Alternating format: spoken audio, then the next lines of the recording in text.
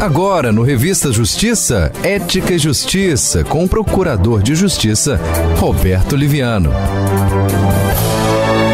Procurador de Justiça no Estado de São Paulo, doutor em Direito Penal e presidente do Instituto Não Aceito Corrupção. Bom dia, doutor Roberto Liviano. Bom dia, Sérgio. Bom dia aos ouvintes e internautas que acompanham a Rádio Justiça. Vários assuntos hoje para tratarmos neste quadro e vamos começar sobre essa intenção do Brasil de ser integrado ao OCDE, que é a Organização para a Cooperação e Desenvolvimento Econômico. Temos novidade nesse sentido ou não, doutor Roberto Liviano? Pois é, primeiro, antes de chegar nesse ponto que você levantou inicialmente, é importante dizer, contextualizar a importância da OCDE. Né? A OCDE ela foi criada em 30 de setembro de 1961, ou seja, 16 anos depois da Segunda Grande Guerra, do final da Segunda Grande Guerra. Ela reúne 37 países do mundo, ela é a Organização para a Cooperação do Desenvolvimento Econômico, e a OCDE se transformou hoje num organismo multilateral da maior importância a nível global. Por quê? Porque tem importância política fundamental, porque tem importância estratégica fundamental, porque tem importância econômica fundamental. Neste mundo em que as nações precisam dos recursos para realizar as finalidades, para praticar os serviços que a sociedade precisa, na circulação dos financiamentos internacionais, a OCDE tem um papel de importância capital. Não são liberados empréstimos, não são liberados financiamentos internacionais sem o aval da OCDE, sem o de acordo da OCDE. E para que a OCDE finalize positivamente, é necessário que os países tenham determinadas posturas, determinadas condutas respeitosas a regras no plano internacional. E, além dessa importância toda, nós temos uma peculiaridade aqui no país, porque desde o início deste governo, dessa gestão, há uma sinalização clara por parte da diplomacia brasileira, no sentido de postular o Brasil à condição de membro da OCDE. O Brasil pretende se tornar membro da OCDE, por todas as prerrogativas inerentes a essa condição, e como se sabe, para integrar a OCDE, um dos requisitos fundamentais é o compromisso visceral com o combate à corrupção. Este pleito está colocado sobre a mesa no plano internacional e a OCDE, de seu lado, diante dessa postulação brasileira, vem olhando com olhos muito atentos ao comportamento do Brasil em relação a uma série de aspectos, em relação a uma série de indicadores, de nortes, né? E um deles, que chama a atenção da OCDE, é a questão do combate à corrupção, né? E o Brasil, infelizmente, não tem feito a lição de casa neste quesito. Não tem feito a lição de casa, tem chamado a atenção da OCDE, ao ponto que em 2019 a OCDE enviou uma delegação ao Brasil para observar em loco aquilo que se passava. Teve a sua atenção despertada para a aprovação da Lei 13.964, a nova lei de abuso de autoridade, que tem a sua constitucionalidade questionada perante o Supremo Tribunal Federal, e segundo especialistas da OCDE, esta lei colocaria em xeque, colocaria em risco a independência no exercício das funções judiciais e nas funções do Ministério Público. E não só isso, a interferência em relação ao compartilhamento de informações financeiras. É sabido que existe um movimento internacional contra a corrupção, e o GAFI e outros organismos se preocupam com esta questão financeira. O crime, hoje, o crime do colarinho branco é um crime transnacional, né? Então preocupou a OCDE essa dificuldade do compartilhamento de de informações, esse fluxo dificultado de informações que obstaculiza a punição destes delitos, dificulta a punição desses delitos, assim como outras questões, especialmente mais recentemente, o final das atividades de forma abrupta da Operação Lava Jato. Esta soma de fatores leva a OCDE a ter grande preocupação em relação ao Brasil, inclusive, Sérgio, emitindo alertas reiterados ao Brasil relacionados a esta preocupação, alertas que foram solenemente ignorados, né? E ontem nós tivemos um fato novo, inédito, de extrema relevância. Pela primeira vez na sua história, desde 1961, né, portanto a OCDE completa este ano 60 anos de existência. Nos 60 anos de existência, jamais isso tinha ocorrido. A OCDE ontem noticiou a formação de um grupo permanente de monitoramento sobre a ação anticorrupção no Brasil, né? Esse grupo permanente terá a composição tripartite, terá membros de alguns países que vão fazer esta análise, esse monitoramento, e nós não podemos nos esquecer que, além desses pontos que eu já destaquei, que já inspiraram as preocupações da OCDE, também nós temos aí os riscos graves que estão sobre a mesa de retrocesso absurdo em relação à lei de improbidade administrativa, que está num projeto de lei discutido na Câmara, assim como em relação à lei de lavagem de dinheiro. A lei brasileira é considerada de última geração e há uma discussão e se pretende imprimir retrocessos a tudo isso.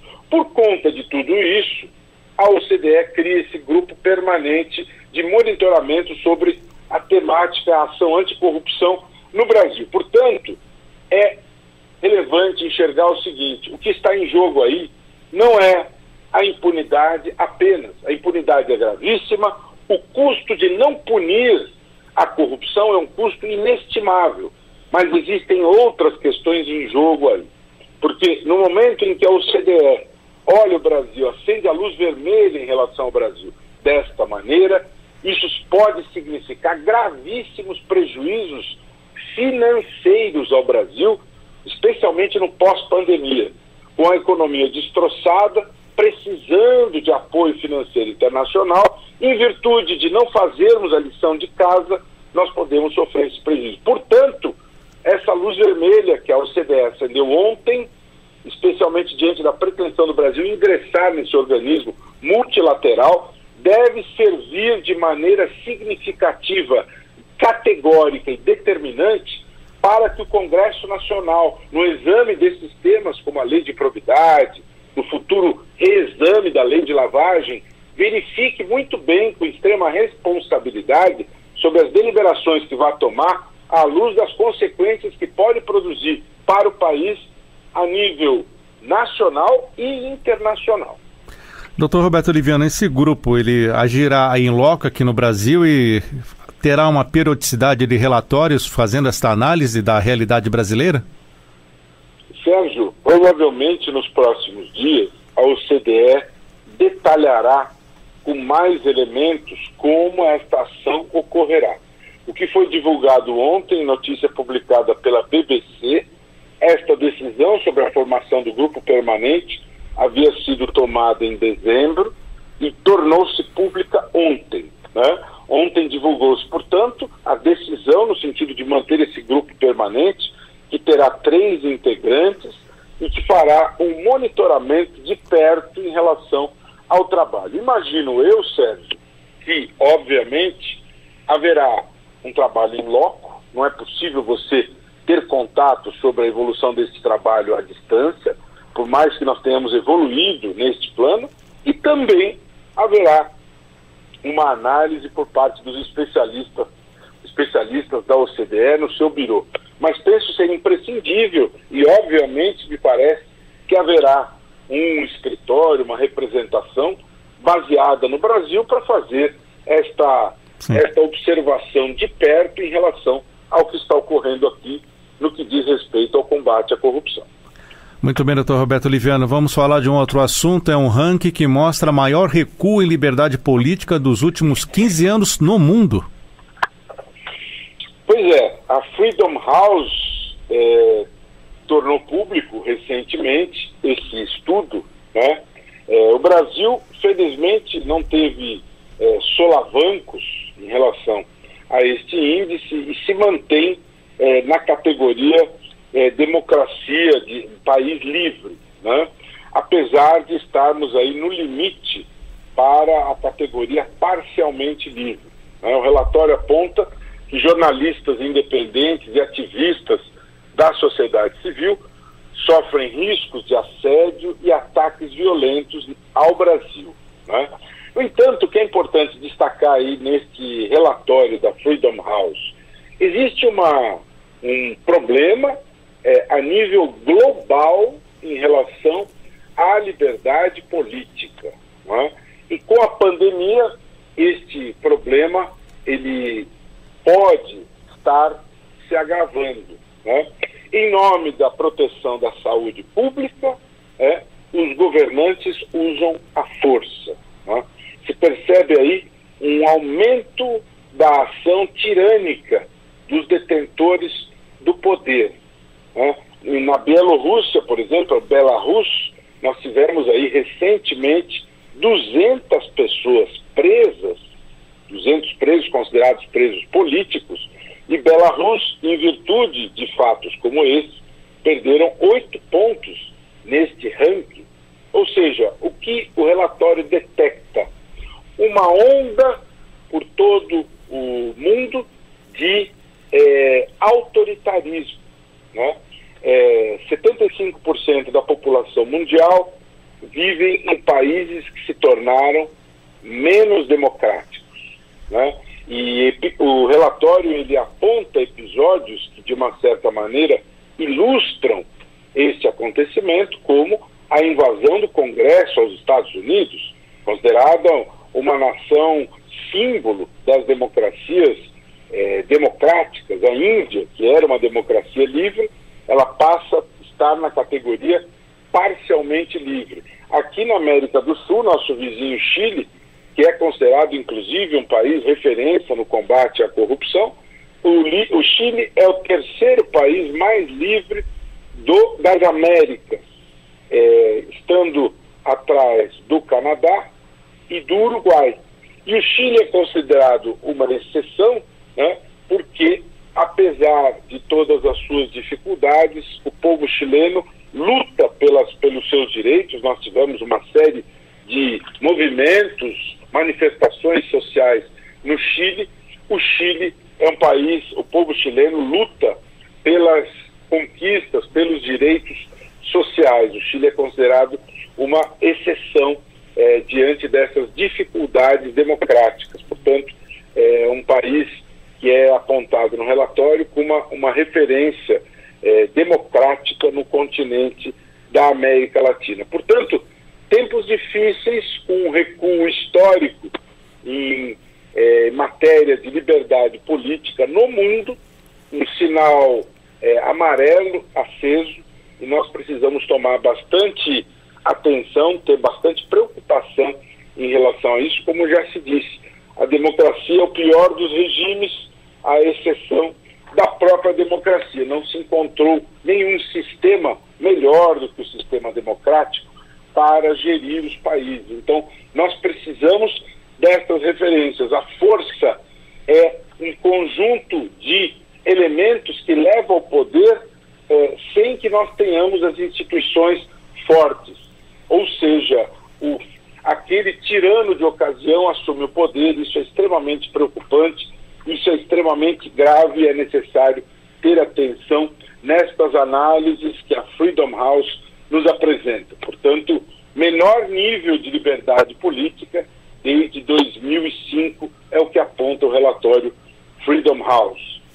Próximo assunto, doutor Roberto Liviano. O governo paulista promulgou uma lei que pune agentes públicos envolvidos em corrupção na pandemia. Eu pergunto para o senhor, por que a necessidade de uma outra lei para punir a corrupção, principalmente no momento tão triste que estamos passando no Brasil, que é esta pandemia com tantas mortes e a falta de leitos? Olha, eu vou dizer a você seriamente, nós precisamos de um conjunto de fatores para punir a corrupção. Eu sempre digo que eu não acredito em bala de prata e nem em capas heróicas contra a corrupção, mas digo a você também que eu considero positiva esta sinalização paulista no enfrentamento à improbidade. Lamentavelmente, em tempos normais, em condições naturais de temperatura e pressão, a corrupção se vê viva e presente. E tristemente nós vemos a corrupção acontecendo em momentos dramáticos, como o da pandemia, em terremotos, maremotos, tsunamis. Infelizmente, a conclusão que se pode chegar é que o ladrão e o corrupto, eles se aproveitam de todas as condições e circunstâncias. Portanto, essa lei paulista, eu avalio como um reforço que me parece adequado no sentido de sinalizar a punição para a prática da improbidade. Essa sinalização, Sérgio, e ouvintes, internautas que acompanham agora a Rádio Justiça, ela vem num contraste ao que ocorre, ao debate que ocorre nesse momento na Câmara dos Deputados. Existe um PL 10877 que discute uma mudança na lei de improbidade, uma mudança para suavizar a vida dos corruptos, né? Ali se pretende, por exemplo, deixar de considerar improbidade o desvio de vacinas, o nepotismo, as carteiradas, não fornecer informações que são pedidas com base na lei de acesso à informação. Tudo isso é muito grave, né? Instituir prazo para o inquérito civil do Ministério Público, mesmo que a investigação seja complexa, que as perícias sejam complexas, que tenha que se ouvir gente que mora em outros países. Não é isso que o povo espera por parte daqueles que têm a missão de elaborar as leis. Então, mesmo que não seja imprescindível uma lei estadual nesse sentido, eu vejo uma simbologia positiva. Talvez essa simbologia positiva sirva somada ao sinal, ao alerta vermelho que veio da OCDE. Talvez essa soma de indicadores possa contribuir decisivamente para que haja um reposicionamento no que diz respeito a esta ideia absolutamente descabida de enfraquecer a lei de improbidade, que é a principal lei hoje usada no Brasil para combater a corrupção dos agentes públicos, né? Então, nesse sentido, penso que é um reforço que acaba sendo positivo e tem uma simbolização positiva somada à decisão da OCDE de criar esse grupo permanente de monitoramento, pode servir como fator de revisão de posicionamento que seria benéfico para que haja a supremacia do interesse público. É o que se espera por parte dos homens públicos. E rapidamente, o último assunto, qual é a relação que existe, doutor Roberto Liviano, entre Data Analytics, má conduta em trabalho remoto, principalmente agora em tempos de pandemia, e compliance? A relação que existe, Sérgio, é no sentido de que cada vez mais essa tendência, ela se manifesta viva. Você veja, eu estou conversando com você, obviamente, de São Paulo, a Rádio Justiça em Brasília, não há outra maneira de manifestar os meus pontos de vista para essa entrevista, é remoto, né? Mas mesmo aquilo que acontecia presencialmente está sendo feito remotamente. Aqui em São Paulo, desde ontem, medidas restritivas foram adotadas por 15 dias, com o objetivo de aliviar o sistema de saúde, que está sobrecarregado, com um número exorbitante de mortos. Nós somos hoje o epicentro global da pandemia, lamentavelmente. Então, nesses tempos agudos, graves da pandemia, toda essa produção remota, ela ganha peso, ela ganha relevância. Infelizmente, também acontecem os desvios de conduta, né? Portanto, as ferramentas tecnológicas que possam servir para controlar a má conduta, para fazer valer os conceitos do compliance, são muito bem-vindos, né? Nós precisamos incentivar, sim, toda a tecnologia para coibir os desvios de conduta. O compliance ele precisa ser introduzido, introjetado no DNA das ações das empresas, das organizações, dos partidos políticos, do setor público. É necessário que o compliance faça parte como signo de vida de todas as organizações.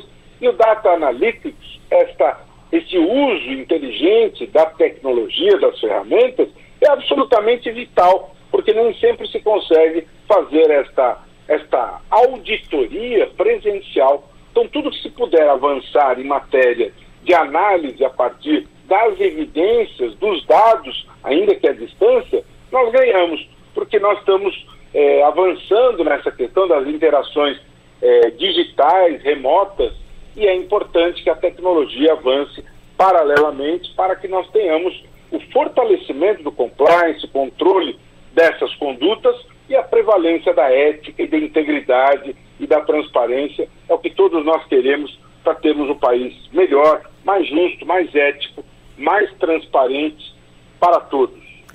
Doutor Roberto Liviano, todas as terças-feiras conosco aqui no quadro Ética e Justiça. Até a próxima semana, doutor Roberto. Muito obrigado. Um abraço. Um grande abraço a você e a todos os ouvintes e internautas que acompanham a Rádio Justiça. Até a próxima.